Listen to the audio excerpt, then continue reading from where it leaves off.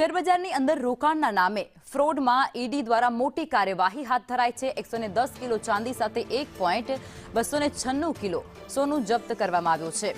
39.7 kilo jewellery સહિત 4.5 કરોડનો મુદ્દામાલ જપ્ત કરી લેવાયો છે। હિમાંશુ ઉર્ફે પિન્ટુ ભાવસાર સામે પીએમએલએ હેઠળ કાર્યવાહી હાથ ધરવામાં આવી છે। રોકાણ પર મોટા નફાની લાલચ તેમના દ્વારા આપવામાં આવી હતી। રોકાણકારોને છેતરવામાં આવ્યા છે। આરોપી પર 6 થી વધુ એફઆઈઆર પણ દાખલ છે અને કુલ ફ્રોડની કિંમત 10.87 કરોડ રૂપિયા છે। સેબી નોંધણી વગર રોકાણ ફર્મ ખોલી અને રોકાણ કરાવવામાં આવ્યું હતું।